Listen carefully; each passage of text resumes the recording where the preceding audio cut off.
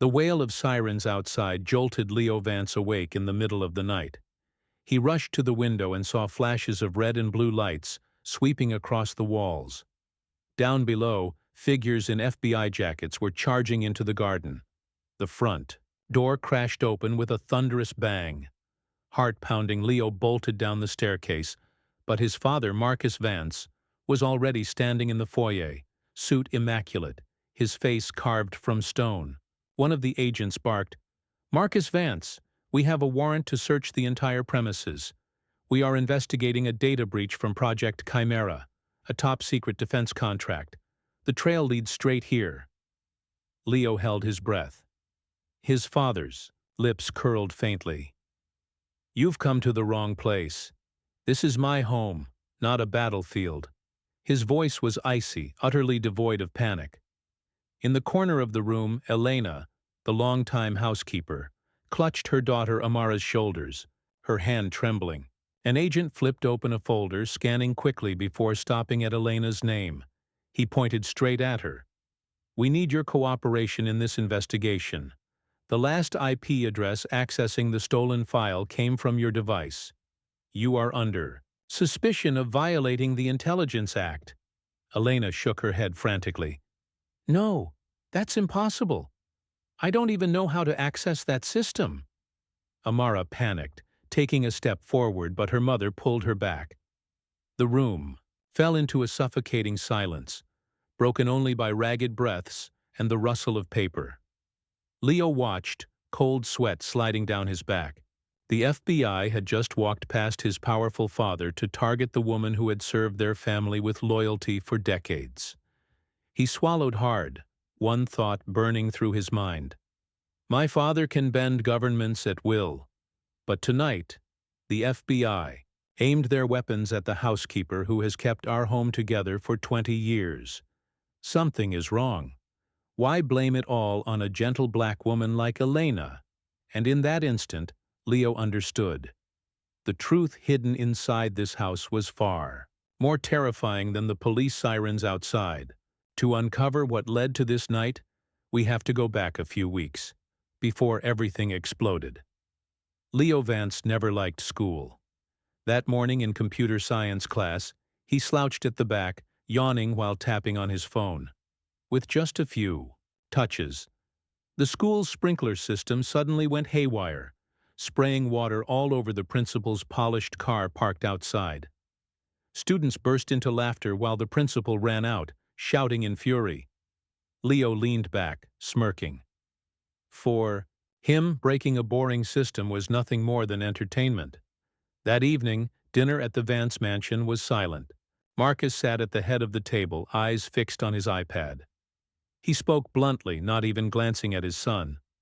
"Your simulation project failed again. All I see are errors. You really are nothing but a corrupted line of code." Leo's hand tightened. Around his spoon, his eyes burning with anger. His voice dropped low.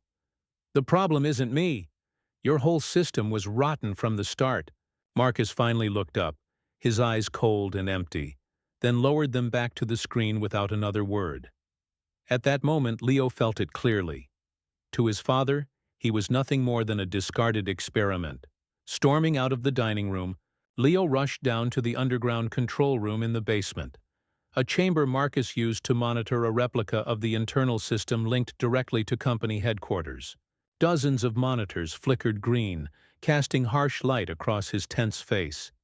He dropped into the chair, hammering the keyboard, launching meaningless processes to vent his rage, throwing the system into chaos. But then he froze. In the corner, Amara, the housekeeper's daughter, was already sitting there. Calm, composed, her small fingers flew across the auxiliary keyboard, line after line of code restoring what Leo had just sabotaged. Leo sneered. "So you snuck down here to play too?" Amara didn't look up, her voice steady. "I'm not playing. I'm fixing the errors you just caused. Your brute force is so messy the logs are unreadable." Leo blinked. It was the first time someone had dared to speak to him like that. He leaned on the table, eyes drilling into her. "You think you're better than me?" Amara paused, then raised her head. Her dark eyes blazed, unwavering. No, you're better than me, I know that. But I've learned enough coding to patch errors, enough to see through pointless destruction. And I know one thing. If there are only breakers and no fixers, the whole system will collapse. Her words struck deep. This wasn't arrogance. It was truth, spoken by someone self-taught, humble enough to admit her limits, yet strong enough to call out his flaws. Leo had never met anyone like her. The next morning, Leo sat sulking in the living room when Julian Croft walked in. He was no stranger to the family. As vice president of the company and Marcus Vance's right hand, many believed that if Leo failed, Julian would be the one to step up. Dressed in a crisp suit and flashing his ever-ready smile, Julian placed a hand on Leo's shoulder. Leo, you're a talent. Don't let anyone tell you otherwise. Leo shrugged him off, rolling his eyes. He hated that fake concern. Julian turned to Elena, who was wiping the table nearby. Pulling out a brand-new tablet, sleek and shining, he handed it to her. A small gift for a devoted employee. It'll help you manage everything in the house more easily. Elena hesitated, her hands trembling as she accepted it. Her face, a mix of shock and gratitude. Leo narrowed his eyes. A vice president with 100 urgent matters is suddenly concerned with a housekeeper? Amara stood close by, eyes fixed on the tablet, clutching her bag tightly, lips pressed together as though sensing something wrong. Julian's smile stayed plastered on his face, but his eyes were glacial. When his grip on Leo's shoulder tightened, just slightly, Leo shivered. That night, in a deserted hallway, Leo overheard furious voices coming from the underground control room. Julian, I told you! Project Chimera is my legacy. It's not just company technology, it's a top secret. National defense contract. Security must be absolute, Marcus roared. Julian answered softly, evenly. I've taken care of it. There won't be a single leak. Pressing himself against the wall, Leo's breath caught. National defense? A government contract? His father had never spoken of this outright. His heart pounded, one question thundering in his head. What exactly was Chimera? When Julian left, Leo didn't dare enter the control room, but he wasn't one to sit idle. From his previous mischief, he had already planted a hidden back door into the internal network just in case. Back in his room, he flipped open his laptop. A few taps, and the secret channel connected. Company directories unfolded before him. He typed, Chimera. The reply came cold and sharp. Access denied. Classified, national security level. A chill ran through him. This was no longer about the company. This was national security. A thought flashed in panic. If the FBI caught him probing, would they brand him a traitor? Just then, his door creaked open. Amara slipped in without knocking, familiar enough not to need permission. Her eyes probed him. What are you looking for? Leo snapped his laptop shut, feigning indifference. None of your business. Go to bed. She said nothing, but the look she left behind felt like a warning. From that night on, the word Chimera haunted him. It wasn't just a project. It was a dangerous secret, one he felt compelled to uncover, even if a single misstep could mark him a criminal against his own country. Days later, behind the house, Amara approached Leo. She stood tall, notebook in hand, filled with scribbled lines of code. Be careful with Julian. He always smiles, but his eyes never do. Leo chuckled, leaning against the wall. Cinderella, starting to meddle in things? Amara didn't blush or back down. She stared straight into his eyes. I don't read fairy tales. I read people. And in him, I see the biggest error. Leo narrowed his eyes, ready to retort, but stopped. Her hands were trembling, yet her voice remained firm. He smirked. And what about my errors? What do you see? Amara's tone dropped. You're brilliant. But if you only use that brilliance to destroy for fun, you're worse than those who exploit it to cause real harm." The words pierced him. Leo turned away, masking his unease. That night he couldn't sleep. Amara's voice echoed in his mind. He asked himself, if I wasn't born just to break, what could I actually build? He sat in front of the screen, green light washing over his tense face. Amara's warning about Julian, the ghost of Chimera, her piercing words, all circled inside his head. Would a reckless genius hacker like Leo dare to rewrite himself in pursuit of the truth? Or would he let his whole family be dragged into the trap waiting ahead? One quiet night, the alarm suddenly shrieked, tearing the air apart. Leo jerked up from his chair, heart pounding, and bolted straight down to the underground control room beneath the mansion. On the wall of monitors, every screen turned blood red at once. A flashing message carved itself into his eyes like a blade. National security breach. Chimera data accessed unauthorized. Leo swallowed hard. Through the surveillance feed, he saw live images from company headquarters. Security engineers drenched in sweat, pounding keyboards in panic, but still failing to gain control. The door burst open. Marcus stormed in, his face drained of color. Without hesitation, he seized the microphone, his voice hoarse but urgent. "Lock down the entire system. Isolate the network immediately." Across the feed came frantic keystrokes and tense voices. "Executing. Splitting data streams from the main network now." Leo froze. He had never seen his father lose composure. The cold, powerful man he knew now fumbled at the keyboard, trembling as he typed, sweat trailing down his temples. "What the hell is happening?" Leo gasped, eyes glued to the searing red warning. Marcus didn't answer. He hunched over the console, hammering commands as though a single pause would bring the world crashing down. In the crimson glow, his face looked pale, his shoulders bowed beneath invisible weight. And in that moment, Leo finally understood.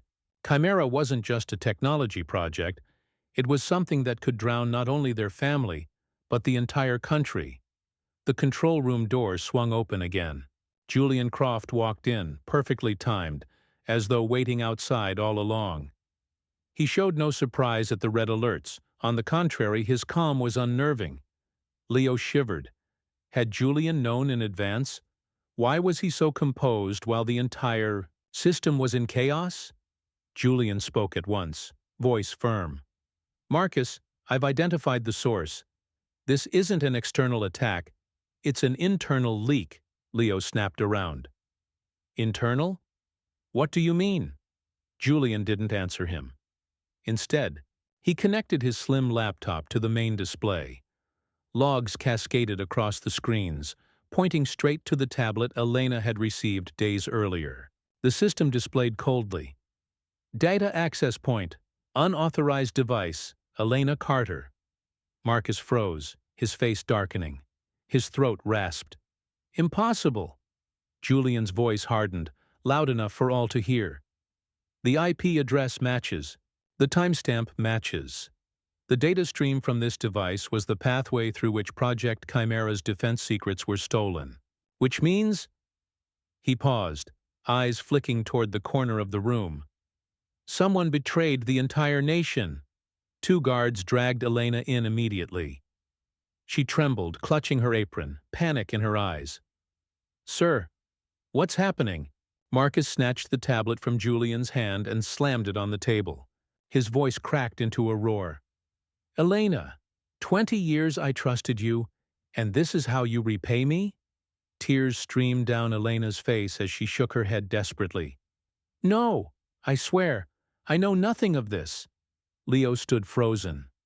The logs glared in undeniable red, yet Elena's shattered expression choked him with doubt. Something felt wrong. It was all too neat to be true. Marcus was still raging when a cry split the air. "Stop!" Amara burst in, her face taut, eyes rimmed with tears. She planted herself in front of her mother, arms outstretched like a shield. My mother didn't do this, Julian arched, a brow. A thin smile of pity flickered across his lips, his voice even, patronizing. Child, the evidence is right here. The FBI will see it all. Don't let emotion cloud your judgment. Amara's fists clenched, her gaze locked unwaveringly on him. Evidence can be forged. Anyone who knows code understands that, and traitors forge it best. Marcus frowned, doubt flickering in his eyes, but once more his gaze returned to the tablet. To him, the screen's cold data outweighed any plea of innocence. Amara turned to Leo, her voice trembling but unyielding. You know it. You're the best hacker here. You can see none of this fits.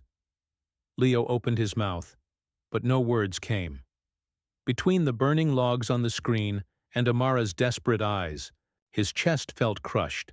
Silence was more suffocating than speech. Marcus inhaled deeply. The room was dead still, save for the whir of cooling fans and Leo's own pounding heartbeat. His father clenched his fists, eyes fixed on the tablet, and spoke like a blade cutting air. Enough! Guards, take them out. I'll notify the FBI immediately. Father! Wait! Leo cried, his voice breaking. Marcus didn't turn. His words were choked, yet glacial. This is national security, Leo. I cannot take risks. The guard seized Elena's arms. She struggled, sobbing. Marcus, please, I know nothing. For 20 years, I've lived for this house. How can you believe I betrayed the country? Amara screamed, striking the guard's shoulders. Don't touch my mother. This is a trap. He said it, and you can't see it? Marcus remained rigid, his back straight like stone. Only his hands betrayed him, veins bulging as they shook. He dared not look at Elena's pleading eyes, knowing one glance would crack his resolve. Leo's chest constricted as if gripped by iron. Never had he seen his father so ruthless, ready to sacrifice the most loyal servant over the sterile glow of code. Footsteps dragged across the cold tile. Elena was pulled away, tears streaming, her voice breaking. Marcus, please, I'm innocent. Amara tore free, not begging Marcus but snapping toward Leo. Her eyes, red and blazing, cut into him. Her voice rasped yet thundered through the chamber. You're a hacker. If you only use your gift for stupid pranks, you're worse than those who sell out their nation. Look at the code, coward. The steel door slammed shut, echoing like a verdict sealing Leo's fate. He stood paralyzed, ears ringing, yet her final words, coward, drilled into his chest. Breath ragged, throat tight, he clenched his fist so hard his nails drew blood. In his mind, images swirled. Amara dragged away, her mother's tear-streaked face. His father's back turned, choosing lifeless logs over living truth. And then Julian, smirking, eyes cold, mocking silently. Hacker? A child's game. This time Leo couldn't hide behind his facade of indifference. His past rebellions suddenly felt hollow. Amara's cry was a mirror, exposing his cowardice. If he stayed silent, he wouldn't just lose Amara. He would condemn an innocent woman as a traitor. Would Leo dare to shatter his father's gilded cage and expose the truth? Or would he keep silent and let Julian tighten his grip on them all? Leo locked himself in his room, Amara's scream of coward still spinning in his head. He knew she was right. Silence would change nothing. One late night he sent a message with just 2 words. Meet me. They met at an old cafe on the outskirts where no one paid attention. Amara arrived with dark circles under her eyes from sleepless nights. As soon as she sat down, she flipped open her laptop, her voice blunt. This is what I managed to grab before they erased everything. The system logs still have a temporary backup. Leo pulled the computer toward him. The logs appeared, but they were almost blank. He frowned. Not enough. Someone wiped it too clean. Amara shook her head. You're looking in the wrong place. The real footprints aren't in the code. They're in human habits. Leo narrowed his eyes. What do you mean? She looked straight at him. Julian. Whenever he's under stress, he taps his pinky in the rhythm 112. I saw that pattern in the overwritten log at the exact moment the cameras caught him doing it. Her words froze Leo. A clear lead flickered in his mind. That night, they sat, side by side, eyes locked on the screen. Amara pulled up grainy security footage. In it, Julian stood at a workstation that wasn't his responsibility. His finger tapped the 112 rhythm on the desk. Leo shivered. It matches the moment the logs were deleted. Amara nodded firmly. Exactly. He exposed himself. Leo leaned back, heart racing, torn between excitement and dread. But this isn't enough to convict. They'll say, it's a coincidence. Amara scrolled quickly through files, her eyes burning with determination. There has to be more. A man like him can't erase every trace. Leo glanced sideways, catching her fierce gaze. The reckless fire inside, him eased, replaced by a growing trust. That night, Leo's room glowed with the cold light of monitors. He and Amara sat close, scanning every fragment of data. The relentless clatter of keys filled the silence, tension so sharp even a breath felt loud. Leo muttered, Impossible. The logs are scrubbed down to the bone. Julian cleaned better than I thought. Amara folded her arms, eyes glued to the screen. No one erases everything. People always leave something behind. Keep looking. Leo bit his lip, fingers flying faster. He opened the backup from the tablet that had condemned Elena. At first, only meaningless files appeared. Then his eyes caught a hidden folder, its name a random string of characters. He clicked. Lines of code filled the screen. Leo scanned them, then shot upright. This is it, a mirror script. Amara tilted her head. What does it do? He drew a breath. It copies commands from another device and funnels them through the tablet. From the outside, it looks like the tablet is the attack source, but it's just a reflection. Elena was framed. He traced the origin. The screen flared with a chilling line. Origin device. Julian Croft. Personal terminal. Amara clenched her fists. We have him. Leo barely exhaled before Amara struck another key. A new panel opened. Traces of a massive cryptocurrency. Transfer. Recently deleted but leaving fragments behind. Timestamp. Minutes after the Chimera breach. Her voice trembled yet held steady. This isn't just betrayal of the company. This is espionage. He sold Project Chimera. Leo collapsed. Into his chair, heart hammering. One thought consumed him. If this came to light, not only their family but the entire nation would quake. A week later, the board convened in an emergency session. The cold-lit chamber pressed down on everyone until their backs were stiff. Julian. Croft stood at the podium, flawless suit, voice steady. Elena betrayed us. We have digital evidence. If we don't act decisively, Chimera and our defense contract will collapse. Several members nodded. One murmured, We have no other choice. At the far end, Leo sat silent, his hands clenched white. Marcus had allowed his son to attend, calling it a bitter lesson about loyalty and betrayal. Julian was about to finish when the lights cut out. A heartbeat of tense silence passed before the main screen blazed alive. The image appeared. Julian in the control room tapping 112 on the desk at the precise moment the logs were erased. Gasps broke out. A board member stammered, That's Julian, isn't it? Julian stiffened, his face paling then flushing red. He shouted, Fabrication! Lies! Someone is framing me! Leo rose. His voice was rough but unwavering. This clip isn't my invention. Someone saved it before you wiped it.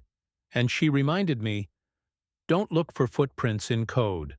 Look at human habits. The screen shifted. Lines of code appeared.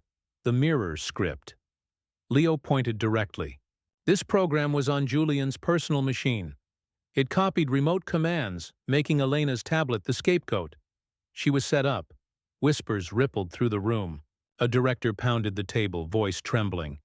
If that's true, then we've condemned the wrong person all along. Leo gritted his teeth, projecting the final evidence. The cryptocurrency log. Minutes after Chimera was stolen, millions of dollars were funneled into an anonymous overseas wallet. This isn't an internal power play. This is espionage. Julian Croft sold out our nation. The chamber shook with uproar. Many turned toward Marcus. He sat frozen, eyes fixed on Julian, his once trusted right hand. Marcus's face shifted from shock to seething fury. Julian stumbled back, voice breaking. You'd believe a reckless boy over me? But no one answered. Eyes avoided him. No one stood on his side anymore. The doors burst open. 2 security officers marched in. The metallic snap of handcuffs rang out, cold and final. Julian thrashed. No, I kept this company alive. You'll regret this. But his protests faded as he was dragged out, shoulders sagging. Inside, silence pressed heavily. Everyone knew a traitor had fallen, but the tremors of this truth would haunt them long after. Julian was escorted out of the boardroom, the clink of handcuffs echoing like a sentence carved in steel. The door shut, and the board sat frozen, none daring to breathe too loudly. Marcus braced his hands on the table, shoulders slumping as if a mountain had just crashed down upon him. After a long silence, he lifted his head, his voice hoarse. Ladies and gentlemen, we were wrong. I was wrong. No one answered, only uneasy glances flickering across the room. Marcus turned to Leo. For the first time, there was acknowledgement in his eyes. His words were heavy. You saved this company. And you saved me. The next day, the FBI officially cleared Elena of all charges. She returned to the mansion, walking slowly, clutching the edge of her coat. Marcus was waiting, his face gaunt, his posture stripped of pride. He didn't look away this time. Elena, his voice trembled. For 20 years, you never once betrayed me. But in fear, I chose to trust lifeless data over a living soul. I am sorry. Elena shook her head, tears streaming. I want nothing but my honor restored. In that moment, as Leo and Amara watched, they both felt the invisible walls inside the house beginning to crack. Weeks later, Marcus summoned the entire company. Many assumed he would announce the restart of Project Chimera. Instead, he declared, From today, we are founding the Committee for Ethical and Technological Security Oversight. Its duty, to review every project, including the CEO. We cannot allow a human system error to repeat. A wave of murmurs rippled through the hall. Marcus raised his hand, pointing directly. The first chair of this committee will be Amara Carter. The auditorium went silent. A 17-year-old girl, daughter of a housekeeper, was now granted veto power over the CEO himself. Amara stepped forward, her eyes bright but resolute. Marcus continued, We have many skilled hackers, but what this company needs is someone who can see the human core, and she will be our final firewall. Leo stood below, his heart pounding. For the first time, he no longer felt like just a reckless saboteur. When Amara turned, their eyes met, and a quiet understanding passed between them. Days later, in the control room, Leo and Amara stood together before a complex network diagram. Leo pointed at a technical vulnerability, while Amara circled the risk stemming from human behavior. 2 arrows from different angles, converging at one point, protecting the future. Leo exhaled and gave a faint smile.